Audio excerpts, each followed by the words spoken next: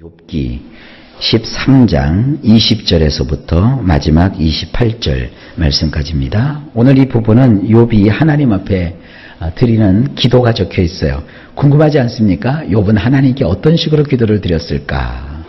한번 보십니다. 20절 오직 내게 이 두 가지 일을 행하지 마옵소서. 그리하시면 내가 주의 얼굴을 피하여 숨지 아니하오리니. 원문을 보면 이렇습니다. 진정 두 가지를 나에게 행하지 말아주소서. 그렇게 되면 당신의 얼굴로부터 나는 감춰진 자가 되지 않을 것입니다. 참 이게요 너무나도 가슴 아파오는 그런 얘기입니다. 당신의 얼굴로부터 하나님의 얼굴이 있다고요. 근데 하나님의 얼굴들로부터 나는 감추어진 자가 되지 않을 겁니다. 이거 거꾸로 얘기하면 하나님 얼굴 앞에 우리가 보여야 되거든요. 여러분 이렇게 우리가 하나님 앞에 예배 드리는 건 하나님 앞에 나오는 거예요. 하나님 뒤쪽으로 나오는 게 아니라 하나님 앞에 나오는 거예요. 하나님 우리를 보시는 거예요. 그래서 우리는 하나님께 영광을 돌리고 하나님은 우리에게 관심을 가져주시고, 그런데 욥은요 하나님 앞에 설 수 없다. 그리고 하나님 얼굴을 볼 수 없다 하는 자기의 처지를 이 기도에 담고 있어요. 하나님, 나도 하나님의 얼굴 이제 이렇게 피하지 않고 하나님 얼굴 앞에 드러나서 하나님 얼굴 봅기를 원합니다. 이게 우리 찬송에 보면 주의 얼굴 뵙기 원하네 이런 찬송이 있거든요. 그러한 그 심정입니다. 얼마나 간절하고 절절한지 몰라요.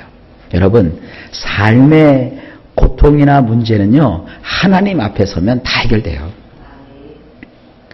걷지 못하는 자가 예수님 만나니까 걸었죠. 먹지 못하던 자가 예수님 만나니까 예수님이 먹을 걸 주셨죠.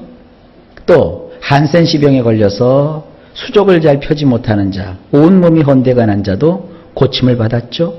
우리 주만 믿으면 구원함을 얻을 뿐만 아니라 영생복락을 얻을 뿐만 아니라 실질적인 삶의 병고침과 생활의 축복과 모든 문제 해결을 얻을 수 있어요.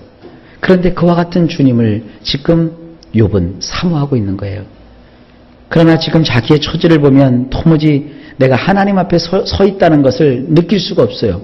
몸은 다 병들었죠. 재산은 다 잃어버려서 파산했죠. 사랑하던 자녀들마저 다 사라져버리고 말았으니 그가 하나님 앞에 내가 서 있다고 어떻게 말을 하겠어요. 환난도 고난도 너무너무 깊고 어려우면 하나님마저 우리가 잊어버릴 때가 있어요. 잊어버린다는 것은 까먹었다는 얘기가 아니라 하나님은 나를 기억하지 않으시나요? 왜 내 형편은 돌아봐주지 않으시나요? 이런 마음을 가질 수 있어요. 욥이 지금 그 경지까지, 그 처지까지 이르는 거예요. 21절 곧 주의 손을 내게 대지 마시고 주의 위엄으로 나를 두렵게 하지 마실 것이니이다. 원문을 보면 이렇습니다. 두 가지 기도 제목이죠. 당신의 손바닥을 내 위에서부터 아주 멀리 옮기지 마소서. 두려움을 갖추신 당신께서 나를 무섭게 하지 마소서. 이 두 가지를 하나님 앞에 구하고 있어요. 첫째로 하나님이 이렇게 손바닥으로 우리를 이렇게 덮어주시거든요. 그러니까 욥이 있는데 그동안 하나님은 그 손바닥으로 욥 위에다 이렇게 대시고 항상 함께 하셨다고 욥은 생각했어요. 그러면서 욥은 머릿속에 무슨 갈등이 있냐면 하나님이 이제 떠나가셨나 보다. 하나님이 함께하지 않으셨기 때문에 내가 이런 어려움을 겪는 거지. 만약에 하나님이 나와 함께 하셨다면 내가 왜 이런 어려움을 겪겠어. 원수가 왔을 때 그 손으로 나를 막아주셨을 것이고 오히려 그 손을 돌이켜 원수를 치셨을 것이고 우리 가정에 재난이 임했을 때 그 손으로 나를 덮으셔서 재난이 피하게 하셨을 텐데 그 손이 나를 치셨구나 하는 생각을 욥은 갖고 있는 거예요. 그러나 우리는 알죠? 하나님이 욥을 떠나셨어요? 안 떠나셨어요? 안 떠나셨어요. 하나님도 안타까워하시면서 지켜보셨어요. 하나님은 절대로 욥을 버리지 않으셨어요. 여러분 이거 잘 기억하셔야 됩니다. 우리가 마음이 편안하고 하는 일이 잘 되고 모든 것이 번성할 때만 하나님이 나와 함께 하시는 것이 아니에요. 때로는 어려움과 고난과 환난이 있다 할지라도 주님은 그것 때문에 나를 떠나 계신 것이 아니에요. 하나님이 떠나셨기 때문에 그런 일이 나에게 벌어진 것이 아니에요. 하나님은 여전히 나와 함께 하시는 거예요. 내가 하나님 앞에 생각해 봤을 때 내 양심으로 하나님 말씀을 보아서 내가 죄 지은 것이 있다. 그러면 의당히 하나님이 나에게 매질을 하시는 거죠. 하지만 그런 것이 없는데도 나에게 어떤 어려움이 있다. 그러면 그것은요, 팔자소관도 아니고 운명도 아니요, 하나님의 뜻이 있으셔서 역사하신 거예요. 먼저 가신 우리 오카노 목사님이 쓰신 책 가운데 이런 책이 있어요. 고통에도 뜻이 있다. 아시겠어요? 고통에도 뜻이 있는 거예요. 그러니까 어려움이 다 하나님의 저주로 오는 건 아니에요. 내가 신앙으로 열심히 살고 믿음으로 사는데 이해할 수는 없지만 나에게 임하는 어떤 고통, 거기는 하나님의 참 선하시고 기뻐하시고 온전하신 뜻이 있는 거예요. 그 순간에서조차 우리가 감사할 수 있다면 그건 큰 능력인 걸 아십시오.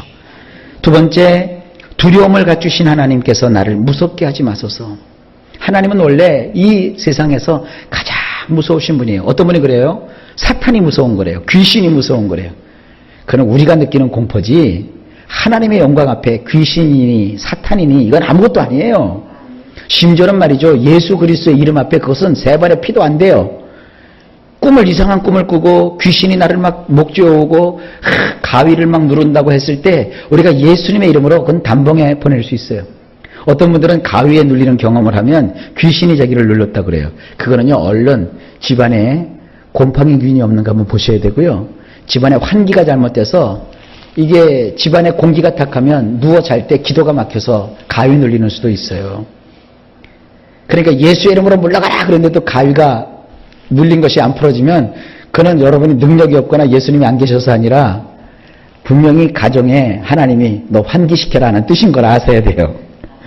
벽지 다시 바르고 곰팡이 있는 거 한번 살펴보고 창문을 열어서 환기를 자주 시키면 그거 없어져 버려요.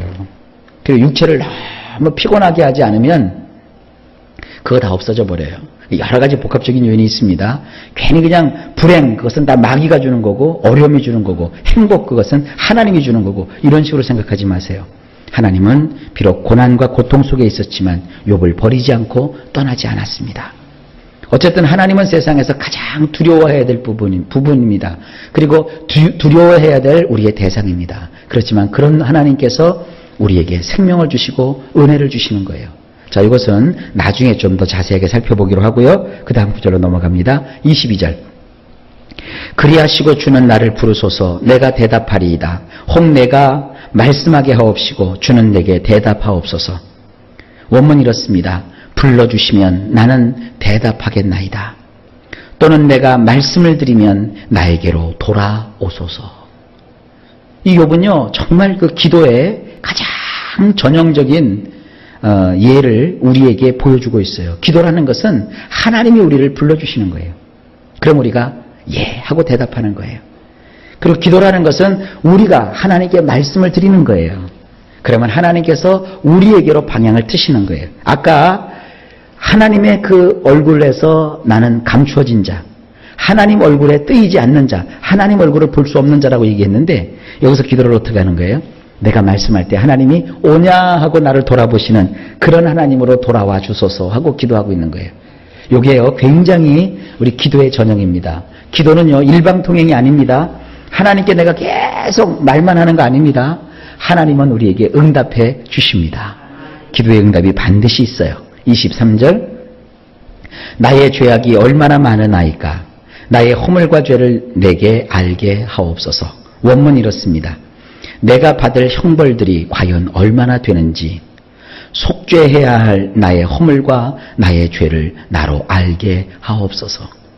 욥도 지금 그런 생각을 하고 있는 거예요. 내가 무슨 하나님 앞에 형벌받을 짓을 했지. 그런데 하나님, 앞으로도 내가 받을 형벌이 얼마나 더 남아있는 것입니까? 그걸 좀 알게 해주세요. 그리고 속죄해야 될 나의 허물과 나의 죄가 무엇인지 좀 알게 해주세요. 얼마나 깨끗한 투명한 그런 삶을 원하는 모습입니까? 참 이건 놀라운 기도입니다. 이렇게 따질 수도 있잖아요. 내가 뭔 죄를 졌습니까? 그게 아니죠. 하나님, 내가 이렇게 어려움을 겪어야 되는 이 죄가 뭔지, 내가 아직도 하나님 앞에 받아야 될 형벌이 무엇인지 나로 좀 알게 해 주십시오.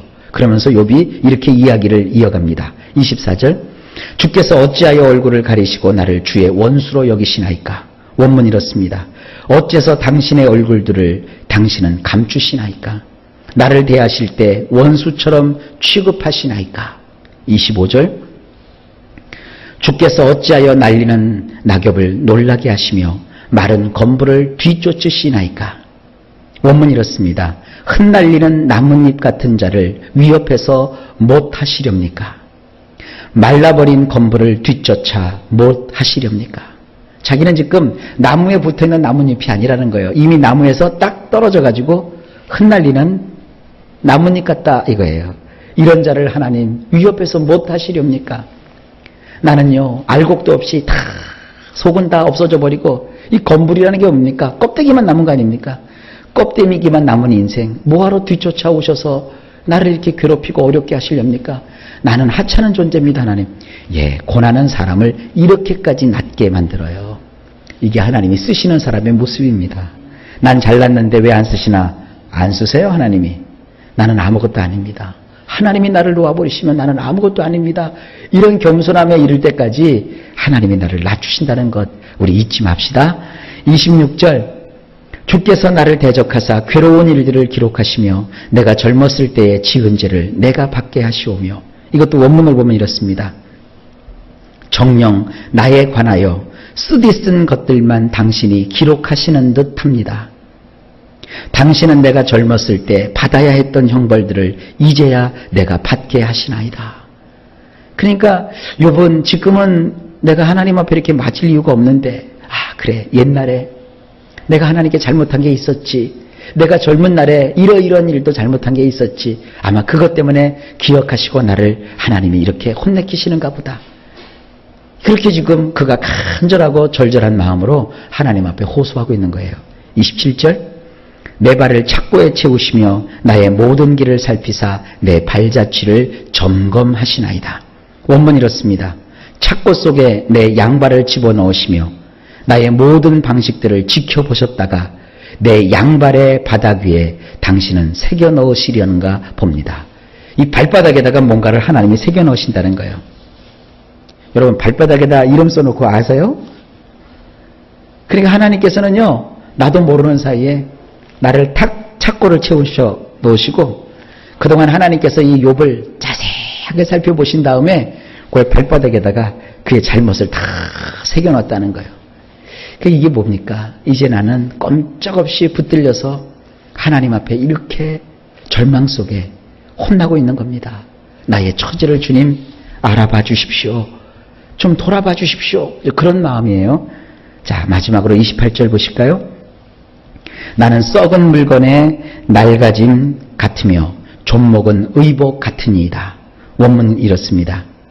그를 마치 달아 없어질 것처럼 싹 닳게 하시며 마치 외투처럼 좀 벌레가 그를 먹게 하시나이다. 자기 자신을 3인칭으로 이렇게 칭하면서 말하는 거예요. 달아 없어질 것처럼 하나님은 싹 닳게 하시고, 다 달아 없어졌잖아요 지금. 뭐 남은 게 있어야죠. 다 하나님께서 달아 없어지게 하시고, 외투가 좀을 먹었어요. 그럼 그거 못 쓰죠. 여러분 좀 먹은 외투 보셨어요? 비싸게 외투 사놨는데 좀벌럭에 먹어갖고 다 아삭아삭 갉아놨어요. 그거 어떻게 입고 다녀요? 그것처럼 나의 인생이 다 무너져 버리고 마는 것 아닙니까? 하나님, 나는 이제 남은 것 아무것도 없습니다. 나는 가련한 처지가 되었습니다. 여러분 사실은요, 이 욥과 같은 처지와 욥과 같은 환경을 우리가 겪어서는 안 되겠지만 욥과 같은 마음은 우리가 가져야 돼요.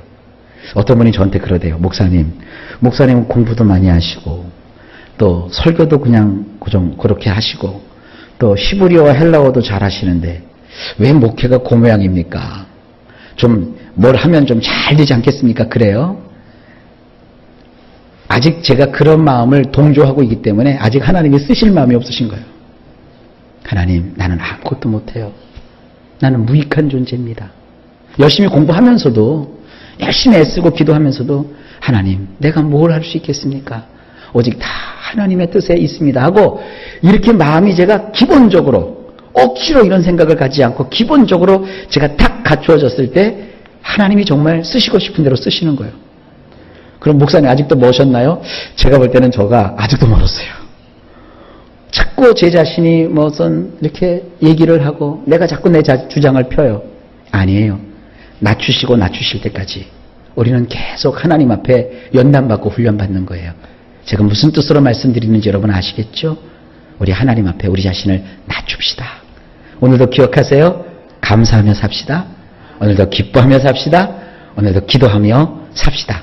하나님이 저나 여러분과 함께 하셔서 좋은 일들을 이루어 주실 겁니다.